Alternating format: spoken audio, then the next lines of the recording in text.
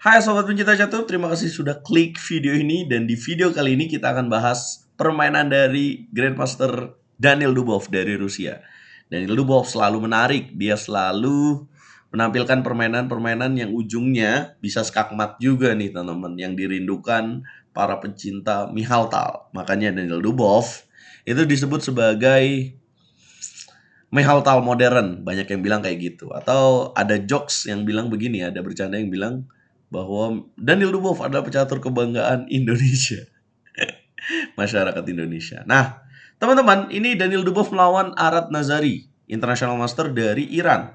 Ya, ini elo rating yang digunakan elo rating chess.com dan ini berlangsung di turnamen Title Tuesday yang berlangsung kemarin guys, di hari Selasa kemarin. Bagaimana partainya? Nonton terus sampai habis, jangan di skip iklannya karena YouTube ini AdSense-nya sebagian besar digunakan untuk jadi sponsor Liga Catur Junior. Kalau lebih besar lagi, banyak yang request adain dong tiap daerah, boleh guys. Makanya kalian support channel ini terus. Teman-teman, Daniel Dubov memulai dengan langkah E4. Jangan lupa diklik tombol like-nya juga, share dan subscribe. Sisilia ditampilkan oleh Arad Nazari. Putih kuda F3, hitam D6, putih D4. Sikat balik pakai kuda dan hitam kuda F6.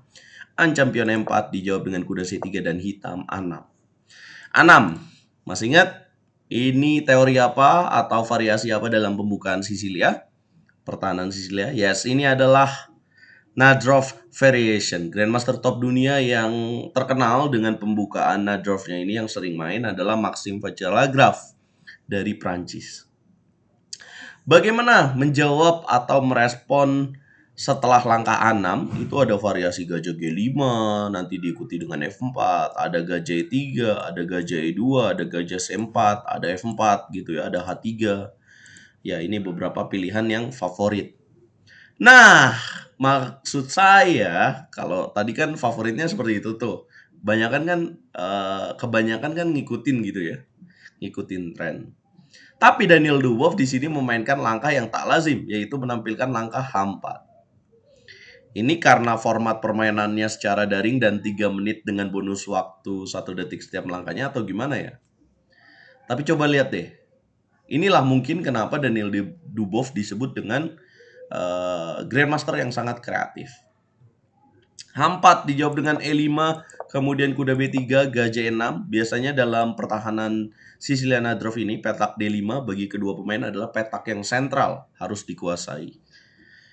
Kemudian Daniel Dubov memainkan langkah F4, kemudian hitam G6, dan boom, H5 langsung didobrak oleh Dubov.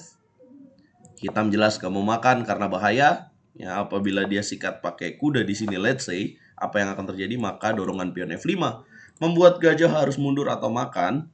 Let's say dia di sini mundur, gajah ke petak C8, maka boom, Daniel Dubov mungkin akan berani untuk memainkan seperti ini karena petak D5-nya dikuasain dan gajah C4 akan membantu queen-nya yang sudah mengancam petak F7.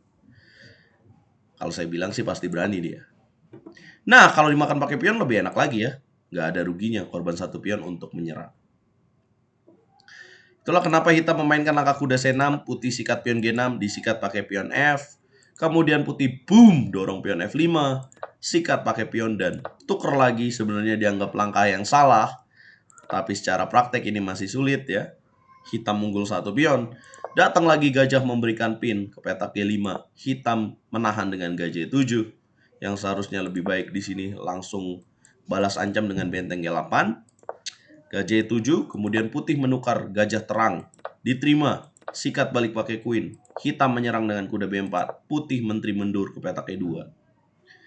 Ya teman-teman, sampai langkah ke-16 ya, hitam mainkan langkah benteng C8, bukan langkah yang tepat. Kita bisa lihat ya, secara keamanan nih, kedua pemain rajanya masih di tengah, tapi kelihatannya hitam yang lebih berbahaya ya, karena banyak petak yang cenderung kosong ya, yang bisa dieksploitasi oleh pemain putih. Nah, Daniel Dubov mengamankan raja dulu dengan rokade panjang, kemudian hitam menteri C7, putih A3, hitam memainkan langkah ciamik dengan kuda B ke petak D5, melakukan pertukaran dan kemudian benteng menerima. Ya ini sebenarnya dituker ya, jadi nggak buang perwira. Ya, jadi hitam mendapatkan gajah lagi, tapi dengan posisi seperti ini jelas enak putih lah. Karena lihat aja gajah kan, lihat ya banyak petak putihnya yang kosong, petak terangnya. Dan kemudian hitam mainkan langkah raja naik ke petak E7. Coba tebak apa langkah yang akan dimainkan di permainan krusial ini, di middle game ini guys. Yes, ada kuda D4 dengan tujuan kuda ke petak F5 mendapatkan pion dan skak. Hitam menjawab dengan menteri D7. Dan inilah langkah krusial, langkah brilian yang dimainkan oleh Daniel Dubov berikutnya. Apa jalannya? Boom, sacrifice, truk teman-teman. Diterima, makan lagi pakai queen. Kalau nggak diterima bahaya banget ya, pasti kalah kayaknya. Kalau nggak diterima, let's say dia raja ke petak F6, maka akan ada benteng ke petak F1, skak raja geser ke petak G6, maka kuda ke petak E6. Apabila diterima, pengorbanan menteri ke petak E4, skak raja ke petak H6, dan boom, checkmate. Ya gajah bisa ke sini tapi dimakan checkmate. Ya jadi harus dimakan lah. Kemudian makan lagi, raja ke petak F7.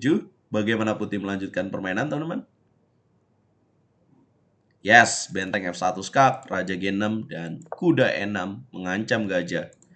Sekaligus memberikan penjagaan pada petak G7 untuk raja. Hitam mainkan langkah H6. Boom, menteri F5. Hitam menyerah. Karena jika dilanjutkan, raja ke petak K5, maka boom, skakmat. Ya kalau nggak dilanjutin dengan H6 kemana ya kira-kira ya? Jawaban terbaiknya mungkin Queen E7 ya, menjaga. Nah, kalau misalkan skak menteri ke petak F5 juga bisa, tapi mungkin lebih akurat dengan G4 dulu kali ya, supaya menjaga petak K5-nya. Kalau di sini hitam mainin langkah let's say benteng ke petak C6 begitu ya. Nah, ini akan ada mati begini. Yang terbaik di sini mungkin untuk memperlambat kematian ya. Itu dengan benteng C5, menteri ke petak E4, raja ke petak H6, kemudian benteng H1, gajah menutup, dan kemudian dorong pion G5. Kemudian tinggal makan aja deh. Kalau dimakan pakai benteng checkmate, harus makan pakai queen, ya dapat lagi, menang. Ya, kalau dimakan pakai benteng checkmate.